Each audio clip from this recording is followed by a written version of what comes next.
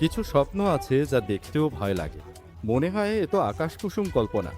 আবার কিছু আশা আছে যা মরুর বুকে এক ফোঁটা বৃষ্টির মতো।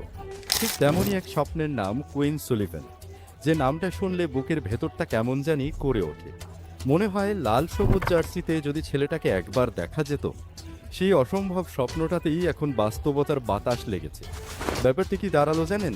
ফিফার আইনের মারপ্যাচেই হয়তো আমাদের কপালটা খুলে যেতে পারে। শুনেন আসল কাহিনী।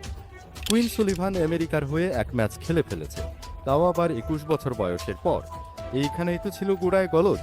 সবাই ধরেই নিয়েছিল এই দরজা বন্ধ, কিন্তু নিয়ম যেখানে প্যাচ লাগায়, নিয়মই আবার সেই প্যাচ খোলার চাবি হাতে দিয়ে দেয়। ফিফার আর্টিকেল 9 বলছে, কোনো খেলোয়াড় যদি তার জাতীয় দলের হয়ে শেষ ম্যাচ খেলার পর টানা 3 বছর আর একটাও ম্যাচ না খেলে, তাহলে সে দেশ বদল করার সুযোগ পাবে। আর এখানেই বাংলাদেশের জন্য আশার আলোটা মিটমিট করে জ্বলে উঠছে। আমেরিকার বিশ্বকাপ পরিকল্পনায় আপাতত সুলিভান নেই, আর এই সুযোগটাই আমাদের জন্য সোনার হরিণ হয়ে আসতে পারে। এখন পুরো খেলাটাই হচ্ছে সময়ের। এই 3 বছরের অপেক্ষার প্রহর যদি শেষ হয়, তাহলে মাত্র 24 বছর বয়সে কেরিয়ারের সেরা সময়ে কুইন সুলিভান নামবে বাংলাদেশের জার্সিতে। ভাবা যায় ব্যাপারটা? প্রায় 10টা বছর সে সার্ভিস দিতে পারবে, আমাদের মাঝমাঠটাকে একাই শাসন করতে পারবে। হামজার সাথে তার জুটিটা কি ভয়ঙ্কর হবে আপনারা একবার কল্পনা করেন তো। তার বাবাও নাকি বাংলাদেশের স্কাউটিং টিমে যুক্ত হতে আগ্রহী।